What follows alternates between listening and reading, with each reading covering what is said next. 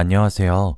참 어디다 자랑하고 다닐 만한 이야기가 아니기도 해서 말도 제대로 못하겠고, 그렇다고 혼자 속으로 끌어안고 살려고 하니 속이 너무 답답해서 하소연이라도 할까 싶어서 찾아왔습니다. 너무 갑갑한 마음에 익명으로라도 제 이야기를 누군가에게 하고 싶은 마음이 문득 들더라고요. 그래서 이렇게 사연을 몇 자 적어 보내봅니다. 먼저 저를 소개하자면 저는 60대 중반인 여자입니다. 젊은 시절부터 요식업을 시작했어요. 처음엔 정말 동네 작은 포장마차부터 시작했고, 한 푼, 두 푼씩 모아서 가게를 얻고 확장하고, 그런 식으로 점점 몸집을 불려나갔습니다. 지금은 어엿한 사장님 소리를 들으면서 번화가에 위치한 가게를 3개 정도 운영하고 있어요. 제가 이렇게 성공을 거두기까지는 참 많은 일이 있었습니다. 사실 제 남편이 많이 아픈 사람이었어요. 특히 몸이 말이죠. 남편과 저는 연애를 하다 결혼을 해서 아이도 낳고 매우 잘 살고 있었습니다. 그런데 저희 아들이 10살이 되던 해 커다란 교통사고에 남편이 휘말리게 되었고 크게 다쳤어요. 뉴스에 보도가 될 정도로 큰 사고였죠. 트럭 운전자가 졸음운전으로 중앙선을 침범했고 그로 인해 6중 추돌 사고가 났거든요. 남편은 급하게 병원으로 옮겨졌지만 오른쪽 다리를 허벅지까지 절단해야만 살 수 있었습니다. 다른 방법은 전혀 없었어요. 이미 한쪽 다리의 신경이 모두 죽어버렸다 하셨죠. 반대쪽 다리를 절단하지 않는 것이 기적이라 하실 정도였습니다. 남편은 그렇게 하루아침에 한쪽 다리를 잃었어요. 그리고 참 많이 망가졌었습니다. 원래 남편은 반짝반짝 빛이 나던 사람이었어요. 자존감도 높았고 항상 긍정적인 사람이었죠. 하지만 며칠 사이 몸이 비정상적으로 변하고 나니 딱 미치려고 하더라고요. 제가 젊었던 시절이면 또 모르겠죠. 하지만 저와 남편 사이에 우리 아들이 하나 있으니 몸이 다소 불편해졌다 하더라도 제가 어떻게 남편을 버리겠습니까? 내 남편이고 내 아이의 아버지인데. 그렇게 남편을 보듬었습니다. 사실 남편은 원래 영업직에 종사하고 있었어요. 게다가 화술도 좋고 밝고 긍정적인 에너지를 뿜어내는 사람이었기 때문에 회사에서도 촉망받는 인재에 가까웠습니다. 심지어 승진을 코앞에 두고 사고에 휘말리면서 몸이 불편하게 변했었죠. 영업직에 종사하시는 분들은 알겠지만 참 그러면 안 되는 것이긴 한데 외적인 요소가 많은 영향을 줍니다. 결국 회사 측에서 위로금과 퇴직금을 두둑하게 챙겨주는 조건으로 남편에게 퇴사를 권유했었죠. 남편은 그렇게 서서히 속에서부터 망가지기 시작했습니다. 저희 집은 원래 남편의 외벌이로 생활을 했었어요. 저는 가정주부였거든요. 남편은 회사를 그만두고 집에서 짬짬이 외주를 받아 번역일로 소일거리를 하기 시작했어요. 그래도 세 식구가 먹고 살기엔 턱없이 부족했어요. 앞으로 아이의 학비도 생각하면 나갈 돈은 써도 부족할 텐데 싶었거든요. 그렇게 일을 하기 시작했습니다. 남편의 퇴직금을 탈탈 털어 동네 작은 술집을 개업했어요. 낮에는 밥집으로, 밤에는 술집으로 장사를 했죠. 동네 장사여서 그런 것도 있었겠지만 제 요리 솜씨가 좋다는 평가를 많이 받습니다. 제가 그렇게 음식 장사를 시작한 것은 옳은 선택이었고 동네에서 가장 인기 좋은 술집이 되었죠. 점점 가게에 쏟아야 하는 시간도 늘어났어요. 물이 들어왔을 때 노를 젓는다고 가게를 번창하려면 노력이 필수였으니까요. 하지만 이런 저를 탐탁치 않게 여기는 사람이 하나 있었는데 그 사람은 남편이었습니다. 남편은 몸이 불편해지고 난 뒤 성질머리가 점점 꼬여갔어요. 낮부터 밤까지 남편이랑 우리 아들 먹여 살리겠다고 아등바등 애를 쓰면 고마워하거나 미안해할 줄 알았는데 바람났냐고 사람을 온종일 쪼아대는데 딱 미칠 것 같더라고요. 남편의 심정이 이해가 되지 않았던 것은 아니었습니다. 하루아침에 신체가 불편해졌는데 사람이 어떻게 안 미치고 배기겠어요? 그런데 그 화살이 죄다 저에게 쏟아지니 정말 죽고 싶더라고요. 남편이 저를 그렇게 못살게 굴지 않아도 제가 원래 일을 하며 살았던 사람이 아니라 매일 몸살에 시달리고 체력이 딸려서 힘들어 죽겠는데 사람을 그렇게 쪼아대니 하루는 그런 남편이 이해가 되더라도 다음 날은 그런 남편이 야속하게 느껴졌고 미친 듯이 화가 났습니다. 안 그래도 힘든 상황 도와주면 좀 좋냐고요. 남편은 사고 이후 피해망상과 자격지심이 극대화되었고 그건 아들과 제가 감당해야 했죠. 어떤 날은 울면서 미안하다 매달리다가도 다음 날엔 제가 왜 이렇게 늦게 다니는 것이냐며 화를 냈죠. 그러다가도 죽고 싶다면서 죽는 신용을 하기도 하고 제게 미안하다면서 빌기도 했어요. 하루에도 12번은 널뛰는 기분을 맞춰주는 것도 진절머리가 났고 너무 힘들었어요. 이렇게 살다간 내가 먼저 말라 죽겠다 싶어서 남편에게 이혼 얘기를 꺼냈습니다. 당신의 몸이 불편한 것이 내가 이혼을 원하는 이유가 아니라고. 당신은 지금 몸보다 마음이 더 비정상적이라고 하면서 말이에요. 충격요법이었던 건지 남편은 그 이후부터 정신과를 다니면서 심리상담도 받고 그렇게 점차 나아졌습니다. 남편도 힘든 상황에 처한 저를 이해하기 위해 노력을 하는 듯 했고 저도 그 노력을 알아줬습니다. 그렇게 저희 부부는 그 위기를 이겨냈어요. 사실 이겼다기보다 버텼다고 봐야 하는 거죠. 그렇게 세월이 지나갔고 어느새 제가 가게를 3개나 운영하는 사장님이 되었었죠. 저도 몰랐는데 제가 사업에 소질이 있었나 보더라고요. 그렇게 20년도 넘게 흘렀습니다. 당시 10살 꼬맹이였던 아들은 이제 결혼을 하겠다고 말을 하는 나이가 되었죠. 그렇게 며느리를 제게 데려왔어요. 아들보다 3살 어리더군요. 아들은 지금까지도 제 속을 단 한 번도 썩힌 적이 없습니다. 정말 말 잘 듣고 동네의 효자라고 소문이 자자하게 날 정도로 착하고 또 바르게 커주었어요.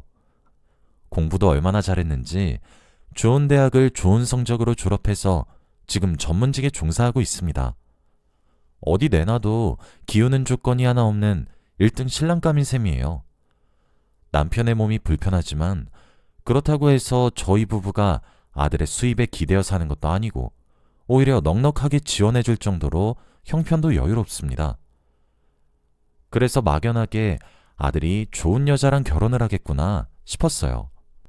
그러면서 며느리 될 사람이라 말을 하며 소개시켜주는 여자를 보는데 진짜 눈에 하나도 차지 않았어요.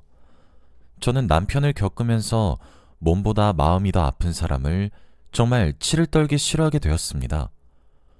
본인의 힘듦을 모르는 것은 아니나 남한테 퍼부으면서 제어도 조절도 못하는 걸 보면 치가 떨려요. 제가 너무 많이 시달렸기 때문이겠죠. 그리고 가정환경이 주는 것도 매우 크다고 생각합니다. 제가 아들을 키워보니 잘 알겠더라고요. 남편의 널뛰는 기분과 그거에 맞춰져 나오는 행동들에 의해 아들이 얼마나 큰 상처를 받았는지도 옆에서 잘 지켜봐 왔거든요. 그래서 마음이 건강한 여자를 만나길 바랬습니다. 아들도 시달려봐서 그게 얼마나 힘든 일인지 아주 잘할 거라고 생각하기도 했거든요. 그런데 기가 찰 정도로 눈에 차지도 않는 애를 며느리감이라 소개시켜 주더군요. 그 아이는 부모님 둘 다 미성년자였던 시절에 사고쳐서 태어난 아이였어요. 무수한 사회적 질타 속에서 자랐을 어린 시절이 안타까웠지만 내 며느리는 그러지 않았으면 싶었죠. 그것도 걸리는 판국에 심지어 어린 시절에 부모님을 사고로 잃었다 하더군요. 친척집을 전전하며 자랐는데 그마저도 온전한 사랑을 받기는커녕 많은 학대를 받으며 컸다고 하더라고요. 밥을 굶기고 때리고 이런 것들은 기본일 정도로 말이에요. 그러니 애가 뭐 제대로 씻기를 했겠어요? 먹기를 했겠어요? 삐쩍 말라서 제대로 씻지도 않아 냄새를 풍기는 여자아이를 아무도 좋아하지 않았을 겁니다. 자연스럽게 학교에서도 왕따를 당했고 양아치 같은 아이들에게 괴롭힘의 대상이었다고 하더군요. 그리고 그렇게 삐뚤어진 관심을 받으며 아이의 마음 또한 삐뚤어졌고 숱한 자살 시도를 계속하는 바람에 정신병원에 1년 정도 입원한 적도 있다고 하더군요. 멀쩡한 직장을 다니면서 다달이 꼬박꼬박 월급을 받고 지내는 것도 아니고 이 알바 저 알바 하면서 무슨 유목민 마냥 이건 이것 때문에 그만두고 저건 저것 때문에 그만두고 그러다가 우리 아들을 만나게 되었다고 하더군요. 그래서 그런지 성질머리도 굉장히 까칠하고 예민합니다. 제가 무슨 말을 건네도 그걸 고지고대로 들으려 하지도 않고 꼬아서 생각하고 꼬아서 받아들이면 자기 혼자 기분을 나빠해요. 그 모든 것들이 그 아이의 죄는 아니지 않냐고 이렇게 생각하시는 분들도 있으시겠죠? 네, 저도 매우 잘 알고 있습니다. 그 아이라고 부모를 잃고 싶었겠어요? 학대를 받고 싶었겠어요? 왕따를 당하고 싶었겠냐고요?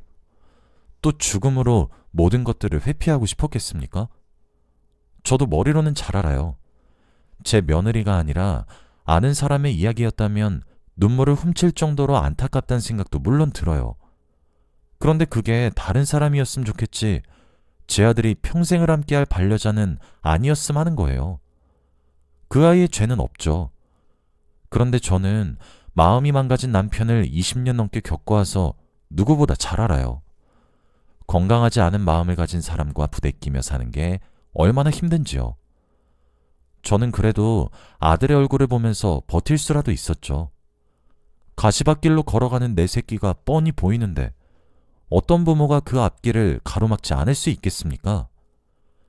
사회생활하는 것조차 버거워서 프리랜서로 일을 하는 그 아이가 어떻게 앞으로 평생을 견디겠나 싶었어요.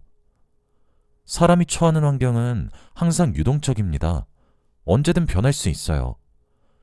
제 아들도 전문직에 종사하면서 돈을 잘 벌지만 사람 일은 한치 앞을 모르는 거거든요.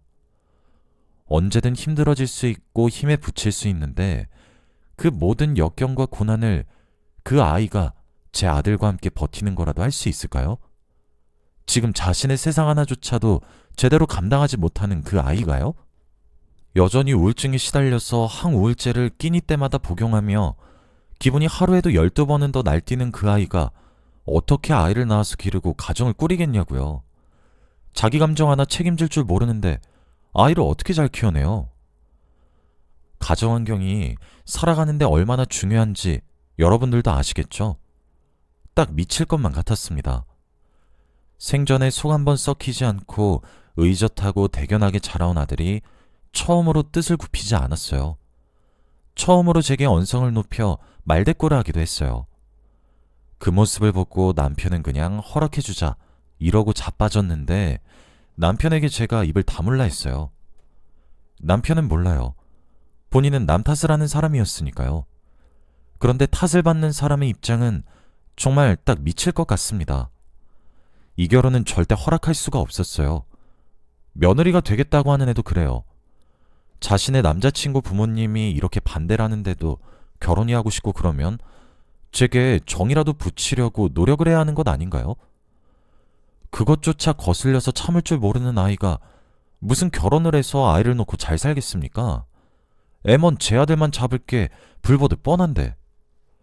결혼을 결사 반대하며 들고 일어날까 싶은 마음이 수천 번은 드는데 그러다가도 오히려 그렇게 딱 잘라 맞기 시작하면 오히려 더 애틋함을 느껴서 더 절절해질까 싶었습니다. 그래서 아들에게 그랬어요. 동거를 먼저 하라고. 동거까지는 허락하겠다고. 아직 아들의 나이가 30대 초반이었기 때문에 결혼은 아직 너무 이르다고 생각하고 서두를 것 하나 없다고 하면서 말이에요. 대신 사고쳐서 아이를 가진 순간 그때는 내 아들 아니니까 그 아이가 피임 시술을 받으라 그랬어요. 잔인하고 매정하다고 질타하시면 할 말이 없긴 하네요. 근데 전 알겠더라고요. 두 사람이 동거를 시작하게 되면 제 아들이 얼마나 힘들지를. 아니나 다를까 아들은 동거를 하고 6개월도 지나지 않아 헤어짐을 고민하기 시작했습니다. 사실 헤어져야겠다 이런 생각보다는 이 여자와 결혼은 하면 안 되겠구나 라는 거에 더 가까웠던 것 같아요. 매일 시도 때도 없이 트집을 잡는 것은 물론이고 화가 나면 신경질적으로 변하는 수준이 아니라 손에 잡히는 것들은 죄다 집어던지고 제 아들에게 있는 욕 없는 욕 다 하면서 난리를 친답니다.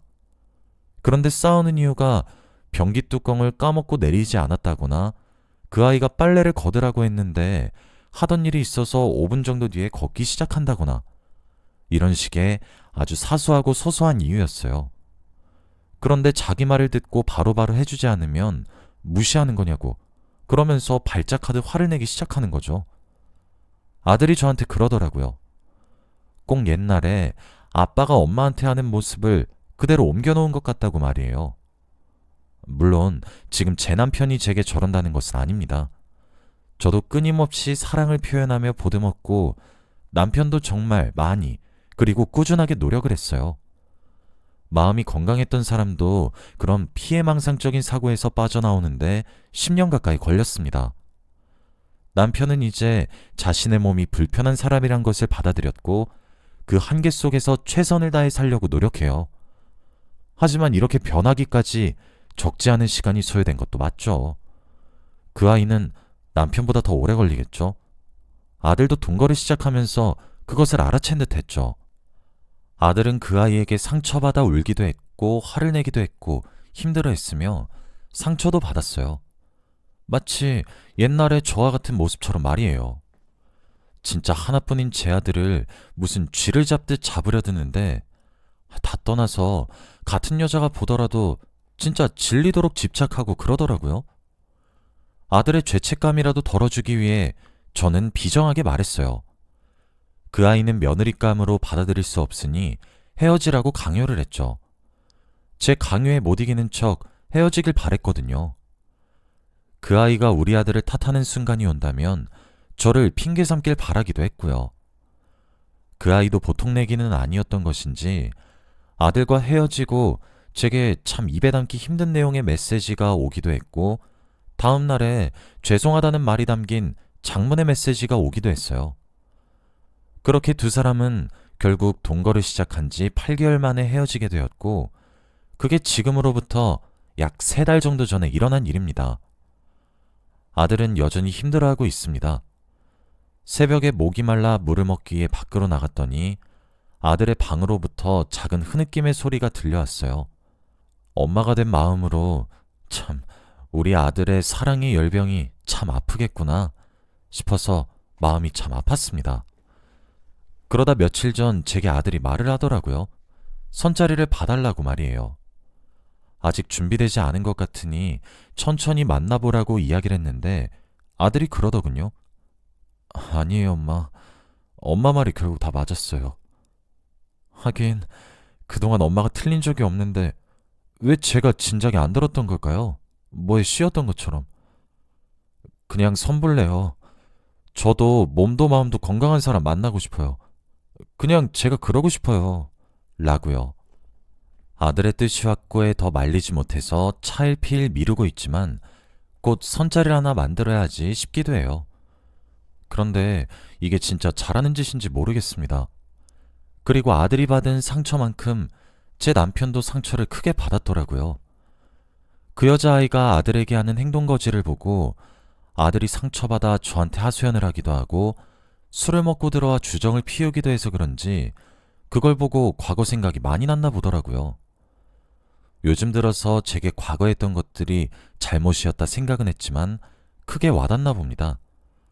매일 제게 앞으로 더 잘해주겠다 약속을 하기도 하고 미안했다고 마음고생 심하게 했을 것 같다며 제 손을 잡아주기도 하고 절 꼭 안아주기도 하거든요.